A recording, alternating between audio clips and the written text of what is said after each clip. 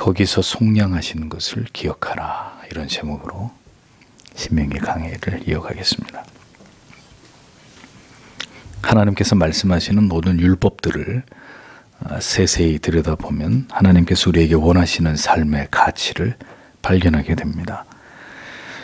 모든 율법 속에 녹아있는 하나님 사랑과 이웃 사랑의 대의를 우리가 볼 수 있고, 하나님께서 그 백성들을 향해서 가지고 계신 그 세심하신 사랑과 긍휼과 자비, 그리고 하나님의 공의로우신 성품을 우리가 알 수 있습니다.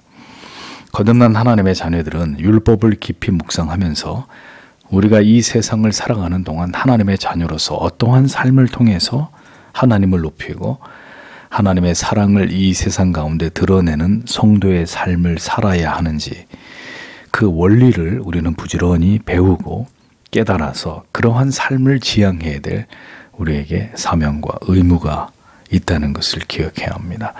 그것이 진정으로 하나님께 영광을 돌리고 하나님을 영화롭게 하는 참된 삶의 가치가 되기 때문입니다. 하나님께서는 이스라엘 백성들의 삶의 모든 문제들에 대해서, 사회적 관계와 책임의 문제들에 관해서도 계속해서 말씀하고 계십니다. 그것은 하나님의 구별된 백성들이 이 세상에서 보여주어야 될 거룩하고 순결하고 선한 삶이 무엇인지를 그들에게 가르치시기 위함이었습니다. 이스라엘 백성들이 이같이 행할 때, 이렇게 살아갈 때 그들의 삶을 통해서 하나님이 영광을 받으시기 때문입니다. 계속해서 하나님께서는 사회에서 배려하고 돌보고 긍휼을 베풀어야 될 대상, 그런 자들에 대해서 말씀하고 계십니다. 오늘 본문에도 14절, 15절을 다시 보겠습니다. 너는 너의 형제들 가운데 혹은 너의 성문들 안에 내 땅에 있는 너의 객 가운데 곤궁하고 빈곤한 품꾼을 결코 억압하지 말라. 너는 그의 나라에 그의 품삯을 줄 것이다. 그리고 그 해가 결코 그것 위로 가지 않게 하라. 왜냐하면 그가 가난하기 때문이다. 그리고 그가 그것을 향하여 그의 생명을 들어올리고 있다. 이렇게 기록이 되어 있습니다. 자, 성경은 유대인들과 이방인들 가운데 나그네 된 자들과 가난한 형편의 고용직 품꾼, 노동자를 학대하지 말아라 이렇게 말씀합니다. 품꾼을 학대하지 말라. 이 구절이 쿰란 사본에는 품삯을 갈취하지 말라 이렇게 기록되어 있고, 70인역에는 품삯을 가지고 부당하게 대우하지 말라 이렇게 각각 번역이 되어 있습니다. 그러니까 이것은 유대인으로서의 동족이나 이방인으로서의 객 모두에게 해당이 되는 거죠. 고용된 빈궁한 일꾼을 결코 괴롭게 하거나 압제해서는 안 된다. 하나님이 분명히 말씀하셨습니다. 또 가난한 자들의 품삯을 속여서 착취하는 이러한 악행을 하나님이 분명히 금지시키셨습니다. 매일매일 지급되어야 되는 일용직 노동자의 임금을 미루거나 지급하지 않는 이러한 일들을 결코 행하지 말라고 하나님이 말씀하고 계십니다. 이런 일들은 십계명에서 말씀하신 명백한 무엇과 같을까요? 도둑질과 같은 거죠. 이기적인 탐심을 가진 인간의 죄성은 가난한 자들, 힘이 없는 자들의 것을 빼앗고 그들에게 손해를 입히면서까지 자기의 배를 채우려고 하는 추악한 모습으로 그 죄성이 드러나기도 합니다. 하나님이 이것을 금하셨습니다. 그것은 인간이 인간에게 해서는 안 될 행동이라는 거죠. 이것은 도둑질과 살인에 준하는 죄라는 겁니다.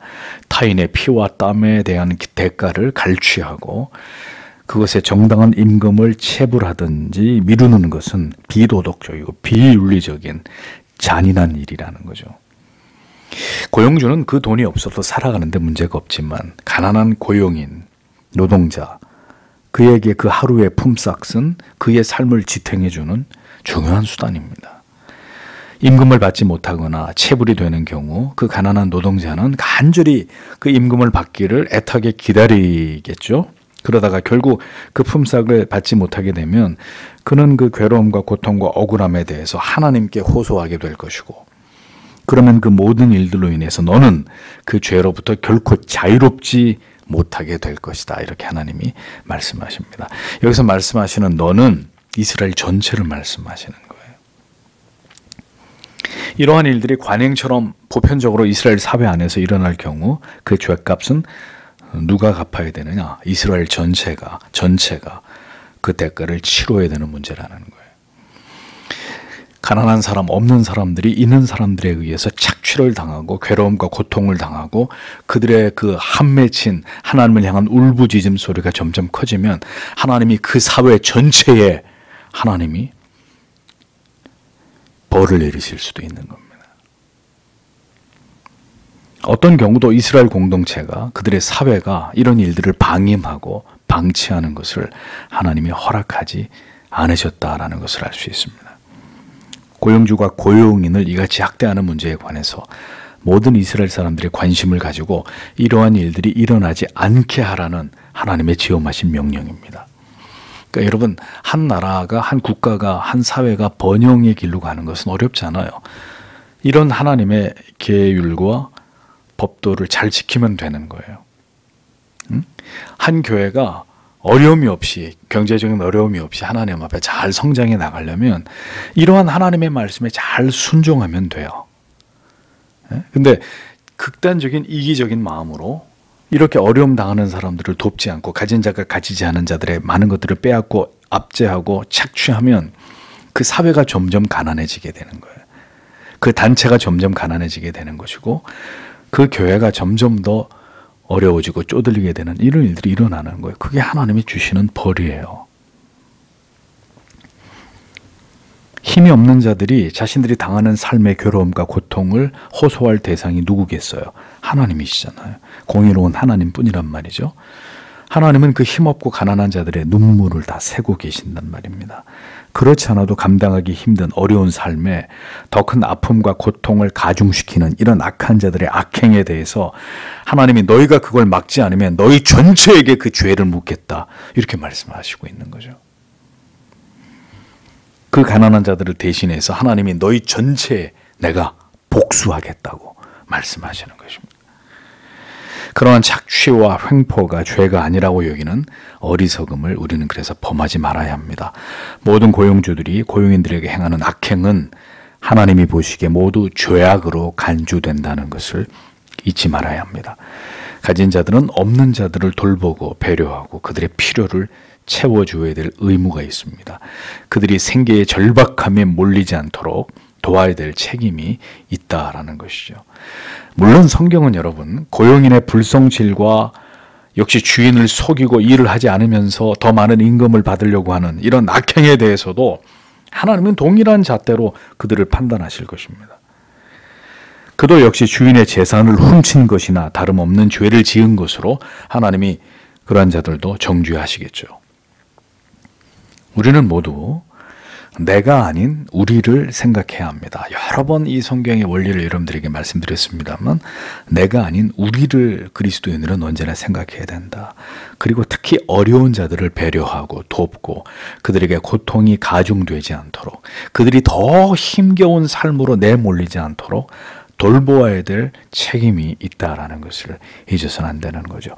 그것이 하나님을 신앙하는 사람들, 그 공동체의 모습이어야 한다라고 하나님이 말씀하시는 것입니다. 그래서 여러분 잘 보십시오. 복음이 풍성하게 지배하던 초대교회 어땠습니까?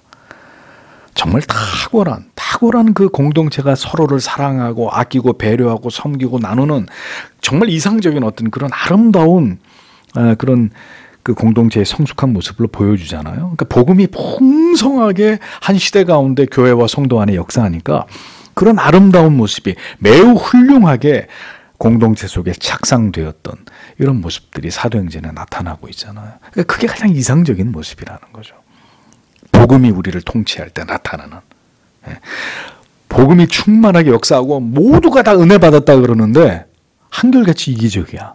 그러면 그 사람들은 은혜를 받은 게 아니에요. 거짓이라고요. 부디 예수 그리스도의 그 온전하신 복음의 정신이 오롯이 이 시대의 성도님들과 교회 안에도 부어짐으로 우리의 교회와 우리의 모습이, 우리의 신앙의 모습이 이러한 성경의 진리를 온전히 담아내는 그런 신앙이 되기를 지향해 나아가야 할 것입니다. 이어서 16절을 보면 아버지들은 자식들을 인하여 결코 죽임을 당하지 않을 것이다. 그리고 자식들은 아버지들로 인하여 결코 죽임을 당하지 않을 것이다.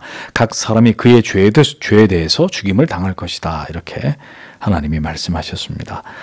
사형과 같은 중대한 형을 집행할 때 그 죄는 죄를 범한 그 당사자만 스스로 그 죄에 대한 책임을 지고 형벌을 받아야 한다. 하나님께서 이렇게 원칙을 세우셨습니다. 아버지라 하더라도 자식의 죄 때문에 함께 죽임을 당하거나 자식이 아버지 죄로 인해서 같이 죽임을 당하지 못하도록 하나님이 그렇게 명령하셨습니다. 이게 왜 그랬냐면 당시 이방의 나라들은 중한 범죄를 저지를 경우에 일가족 모두를 심지어 친족까지 모두 몰살시키는 연대 처형법이 존재했어요. 이스라엘 말고 다른 나라들에서. 그러나 공의의 하나님의 기준에서는 이와 같은 벌이 합당치 않으셨던 것입니다. 그런데 성경에 여러분 제가 이렇게 말씀드리면 성경을 잘 아시는 분은 그렇지 않은데 성경에 안 그런 하나님 그렇게 안 하신 분명히 말씀이 있는데 라고 생각을 하실 겁니다. 네. 만약에 가족들의 묵인하에 그러한 죄가 저질러졌다. 아버지가 모르게 아들이 죽어야 되는 율법으로 죽어야 되는 죄를 졌다면 아버지가 아들하고 같이 그 벌을 받을 이유가 없는데 아버지가 어떤 죄를 저지른 걸 아들도 보고 딸도 보고 아내도 보고 가족들이 다 봤어요. 그런데 묵인했어요. 자, 그런 죄가 저질러졌을 때는 하나님이 어떻게 하십니까? 다 죽이라는 거예요. 그 가족을 전부 다 죽이라고 말씀하시죠. 그렇게 모두를 처벌하신 예가 성경에 나옵니까? 안 나옵니까? 여호수아 7장에 아간의 경우가 바로 그러한 예죠. 그러나 전혀 아버지나 자녀의 죄가 각각 하나님 앞에서 저질러졌다면 결코 그 죄를 아버지나 자식에게 전가해서 연대적으로 처형을 하는 것은 하나님의 공의에 어긋나는 일이었다는 거죠. 모든 사람은 모두 자기의 죄에 대해서만 책임을 지도록 하신 것이 하나님의 법입니다. 그렇게 죄에 대한 책임을 모든 개개인에게 부과하신 하나님께서는 하나님의 택하신 백성들의 그 죄를 그들 각자에게 맡긴 게 아니라 하나님의 독생하신 아들에게 모두 전가하신 것입니다. 우리 모두가 우리 각자의 죄로 인해서 하나님께로부터 끊어져서 영원히 멸망에 이르는 벌을 받아야 마땅한 자들이었지만 하나님께서 우리를 대신해서 하나님께서 세우신 그 공의의 법을 스스로 깨시고 자기 아들에게 우리의 모든 죄를 전가하셨단 말이죠. 인간의 죽음으로도 해결할 수 없는 죄의 결과는 영원한 형벌이요. 하나님과 다시는 연합될 수 없는 것이었기 때문에 하나님께서는 아들을 통한 희생으로 영원히 그리고 단번에 우리가 죽어 마땅한 그 모든 죄의 문제를 하나님이 해결해 버리신 것입니다. 그래 생각해 보세요. 여러분, 죄의 대가를 갚을 능력이 없는 자들이 자기들의 죄의 값을 물 수는 없는 일이잖아요. 예? 예를 들면 우리 집에 어린 아이가 잘못을 했어요. 그런데 분명히 잘못을 했기 때문에 혼은 나야 되는데 아이가 너무 어리니까 때릴 데가 없어요. 그런데 아버지가 분명한 교훈을 남겨야 하기 때문에 아버지가 자기의 종아리를 걷어올리고 자기의 종아리를 피가 나도록 스스로 종아리를 매로 때리는 거죠. 아들 앞에서 보여주는 거예요. 네가 분명히 이 매를 맞아야 되지만 네가 너무 어리기 때문에 아빠가 너를 때릴 수는 없어. 근데 네가 지은 죄에서 아빠가 너를 잘못 가르친 것이기 때문에 아빠가 대신 매를 맞을 거야. 똑같은 거죠. 죄의 대가를 갚을 능력이 없어요, 우리에게. 그냥 죽어야 되는 거예요. 그런데 하나님이 우리를 사랑하시기 때문에 죽고 영벌을 받고 하나님과 완전히 끊어져서 그냥 그렇게 영원한 저주를 받도록 하나님이 우리를 그렇게 내버려 두실 수가 없는 거예요. 왜요? 사랑하기 때문에. 그러니 하나님께서 세우신 구속의 계획은 모든 인간의 죄의 문제를 해결할 수 있는 아들의 죽음을 통해서 그 고귀한 희생을 통해서 인간을 구원하시기로 하신 바로 그것이었다는 거죠. 이러한 하나님의 구속하신 사랑과 우리의 죄를 대속하신 그리스도의 은혜는 매우 여러분 예외적인 것이었다라는 것을 기억하셔야 합니다. 예외적이라는 의미가 뭡니까? 그만큼 그의 존재를 특별하게 사랑했다는 거잖아요. 예? 그러니까 이런 예외적인 경우가 종종 인간에게서도 우리에게서 나타나서 이게 이제 잘못 나타나는 거죠. 잘못된 사랑으로. 권력을 가진 사람들이 자기 자식들만 특혜를 주는 예외적인 거잖아요. 이게 잘못 적용된 케이스는 그런 것이지만 너무 사랑하기 때문에 하나님의 공의의 법은 죄를 지으면 죽어야 되는 거예요. 하나님과 끊어져야 되는 거예요. 그걸로 끝나는 거예요.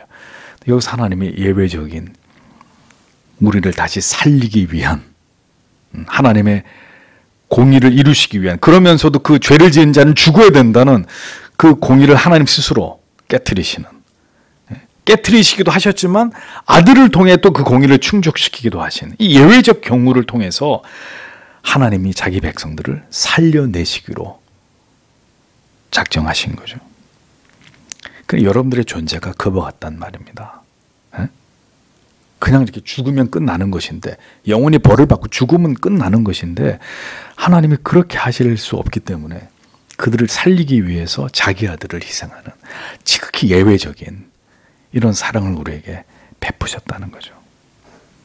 지가 잘못한 건 그의 죽음으로 갚아야 될 것을 하나님이 이 경우에는 자기 아들을 대신하여 죽게 하고 하나님의 사랑하는 자녀들을 구속하시기로 하셨다는 겁니다. 특별한 법을 만들어서라도 사죄하기를 원하는 그 마음, 그것이 바로 우리를 향한 하나님 아버지의 사랑이고 그 공의의 조건을 위해서 자신을 스스로 버리신 그 은혜가 우리에게 다 갚을 길이 없는 끝없는 그리스도의 대속하심, 그것이다 라고 복음이 우리에게 그것을 알려주고 있는 거죠. 우리는 이 진리를 결코 잊지 말아야 합니다. 17절과 18절을 보겠습니다. 너는 고아의 재판을 결코 왜곡하지 말라. 그리고 너는 과부의 옷을 결코 전당 잡지 말라. 그러나 너는 내가 애굽에서 종이었고 내 하나님의 여호와께서 거기서 너를 속량하신 것을 기억하라. 그러므로 내가 너에게 이 일을 행할 것을 명령한다. 이렇게 기록되어 있습니다. 객은 나그네, 이방인을 의미합니다. 그러니까 객과 고아는 어떤 사람이에요? 의지할 곳이 없는 외롭고 소외되기 쉬운 모든 약자들을 대표하는 그런 사람들이죠. 그들의 재판을 절대로 억울하게 하지 말아라. 하나님이 엄히 말씀하십니다. 경제적인 아무런 능력이 없는 과부는 그녀의 옷조차도 절대로 담보물로 삼아서는 안 된다. 이렇게 하나님이 엄히 법으로 정하셨습니다. 하나님의 관심은 약자들이 이 땅에서 결코 소외를 당하거나 불이익을 받거나 고통을 당하지 않는 것입니다. 그러니까 우리가 그 일을 한다는 것은 하나님이 우리에게 명하신 이 명령을 성실하게 내가 지금 수행하고 있는 거예요. 우리가 약자의 편에 선다는 것은, 그래서 지난주도 말씀드렸잖아요. 가난한 사람에게 주는 것은 하나님께 꾸이는 것이다. 하나님이 그렇게까지 말씀하신다고요. 굉장히 중요한 문제예요. 하나님의 관심이 이렇게 약자들에게 있다. 약자들은 힘이 없기 때문에 당연히 누릴 수 있는 권리로부터도 제외되고 무시되기 십상이라는 겁니다. 그러니까 하나님은 그들을 돌봐야 될 힘을 가진 자들이, 하나님이 주신 권세를 가진 자들이 반드시 그들을 보호해야 된다. 이것을 힘주어서 말씀하고 있는 거예요. 그것이 재판관을 비롯해서 모든 이스라엘 백성들에게 주신 하나님의 지엄한 명령이라는 겁니다. 여러분, 세상에는 언제나 약자들이 존재하잖아요. 강자들이 마음대로 짓밟고 유린할 수 있는 약자들이 존재한단 말입니다. 언제나 감당하기 힘든 슬픔과 아픔과 상처를 가진 자들이 우리들과 함께 살아가고 있습니다. 우리가 다 알 수 없는 하나님의 어떤 심오하신 뜻이 있어서 누구는 고아로 태어나고, 참 마음이 아프지만 뭔가 하나님의 우리가 다 알지 못하는 그분의 어떤 심오한 뜻이 있어서 누군가는 고아로 태어나고, 어떤 이는 일찍 아내를 잃게 되었는지, 우리가 그 모든 하나님의 섭리를 다 알 수 없지만 분명히 세상에는 가난한 자들, 고아, 과부, 그리고 낯선 이방인이나 고통을 피해 사선을 넘어온 난민들, 삶의 터전을 잃어버리고 빼앗겨가지고 오갈 곳이 없는 이런 사람들이 세상에 존재하고 있단 말입니다. 주님이 오실 때까지 그런 사람들이 존재한다고요. 하나님께서는 그런 자들을 돌보고 그들의 권익을 지켜주고 그들이 아픔과 고통을 당하지 않도록 하나님의 백성들에게 그들을 보호해야 되는 이러한 법과 의무를 만들어서 그들을 돕고 그들의 편에 서서 그들을 지원해 주라고 명령하고 있습니다. 세상이 그 일을 세상이 가진 역량으로 잘한다 그러면 문제가 없는데 세상은 그렇게 못하거든요. 그렇죠. 세상은 편가르기 하잖아요. 네 편 내 편 가려서 우리 편만 챙기고 내 편이 아닌 사람들은 죽든지 말든지 신경도 안 쓰는 그게 세상이잖아요. 편협하잖아요. 그러니까 누가 해야 돼요? 그 일을? 그리스도인들이 감당해야 되는 거죠. 예수의 사랑으로. 적이든 내 편이든 네 편이든 가리지 않고 예수의 사랑으로 그 일을 하나님의 사람들이 감당해야 된다는 겁니다. 하나님께서는 힘이 없는 자, 약자를 돌보시고 그 어려움에서 건지시는 분이십니다. 그 하나님의 끝없는 긍휼과 자비가 애굽에서 4,000년 동안 종살이를 하던 이스라엘 백성들을 그 고통 중에서 출애굽시키신 것이죠. 400년, 4,000년이 아니라 그들의 눈물과 고통의 호소를 들으시고 하나님께서 그들을 구원하시지 않습니까? 하나님께서는 이스라엘 백성들에게 이 역사적 사실을 기억하라고, 하나님께서 너에게 행하신 일들을 기억하라고 말씀하고 있습니다. 하나님께서는 그 백성들의 고통과 눈물과 아픔을 결코 외면하시는 하나님이 아니심을 보이셨습니다. 그러므로 그것을 기억한다면 이제 너희가 너희의 힘으로 돌보고 사랑하고 지켜주고 배려해 주어야 될 힘없는 자들에게 하나님께서 너희에게 행하신 것처럼 너희도 새로운 땅 가나안에 들어가면 그렇게 행해야 된다라고 명령하고 계셨다는 거죠. 자기 힘으로 자기를 감당할 수 없는 자들, 그 삶을 지탱할 수 없는 사람들, 무능하고 무기력한 사람들, 누구예요? 바로 죄인들, 우리가 그 같은 자들이잖아요. 영적으로 보면. 우리의 힘으로 도무지 우리의 죄로부터, 그 죄척으로부터 우리 자신을 구원할 힘이 없는 사람들, 자기들의 의지로 영적인 깊은 침체와 좌절과 절망에서 도무지 헤어나오지 못하는 전적으로 무능한 자들, 그런 우리들을 버려두지 않으시고 우리를 구원해내신, 그 죄악의 어두움 속에서 우리를 건져내신 하나님을 기억하라는 겁니다. 여전히 그 자녀됨을 지켜주시고 칭의의 효력을 상실하지 않도록 우리를 붙들어주고 계시는 하나님. 성경은 그것이 아버지의 사랑이라고, 언제나 약자들을, 자기의 힘으로 자기의 영혼과 자기의 삶을, 자기의 육체를 지킬 힘이 없는 자들을 붙드시고 그들을 돌보시고 보살피시는 하나님이시라고 말씀하고 있는 거죠. 그 하나님의 사랑을, 그 그리스도의 은혜를 너희가 받았고 그것을 누리고 있다면 그 사랑과 은혜를 이제는 우리도 우리 주위에 있는 연약한 자들, 외로운 자들, 힘이 없는 자들에게 그 하나님의 크신 사랑과 자비와 긍휼을 나타내는 자들이 되어야 한다. 이것이 성경의 진리가 우리에게 교훈하고 있는 말씀입니다. 무관심하지 말고 못 본 채 하지 말고 그 사랑을 입은 우리들이 그 사랑으로 어렵고 고통당하고 가난한 자들을 섬기고 보살피고 하나님의 그 사랑이 그들에게도 흘러가도록 우리의 삶이 그것들을 감당하는 의미 있는 삶이 되어야 한다고 오늘의 이 하나님의 말씀은 우리에게 그것을 교훈하고 있는 것입니다. 그래서 서구 설교장로교회가 더 힘있게 이러한 일들을 계속해서 감당하기를 우리가 함께 기도하고, 어떻게 이 일들을 또 하나님 앞에 펼쳐가야 될지 우리가 올 한 해를 정리하고 또 한 해를 준비하면서 이런 것들을 우리가 기도의 제목으로 삼고 기도해야 되리라고 믿습니다. 하나님께서 우리에게 힘을 주시는 대로 이와 같은 하나님의 긍휼과 사랑을 전하고 그것으로 그리스도의 사랑을 드러내는 우리 공동체가 되기를 오늘도 여러분 기도해 주시길 바랍니다.